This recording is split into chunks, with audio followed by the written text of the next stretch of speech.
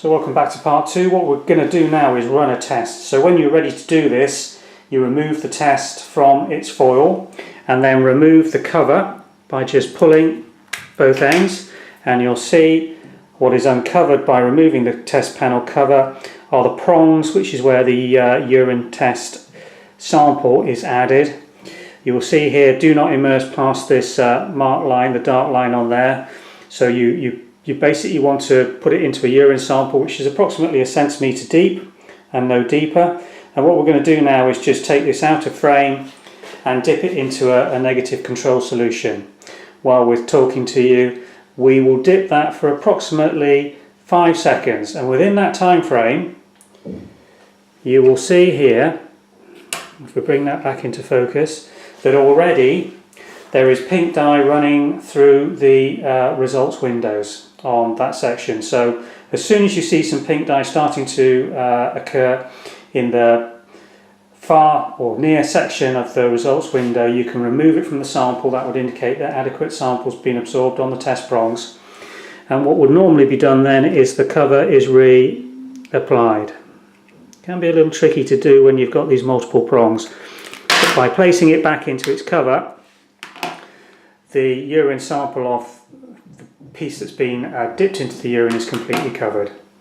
And then what you will see starting to develop, if I rotate this round now, is you've got lines forming in the control section of the test window indicated by a C here, and also lines forming in the test area of each window indicated by the T on the panel.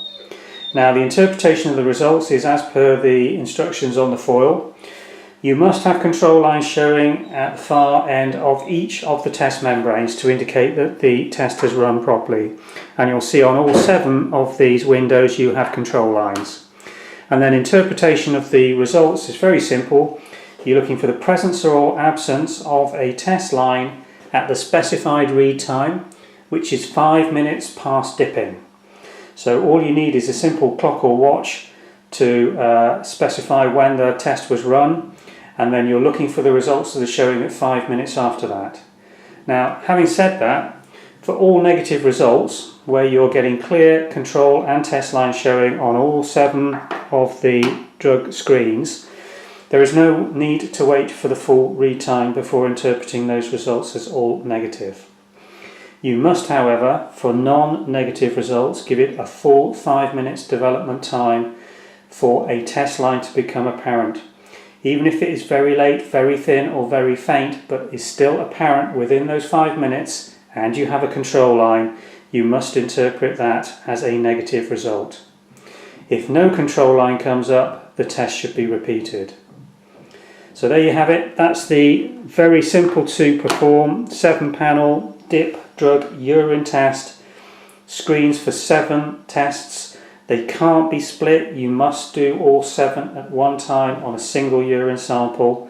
The design does not enable you to split these tests off and do individual screens. And that will give you instant indicative on-site results for those 7 drug groups in 5 minutes.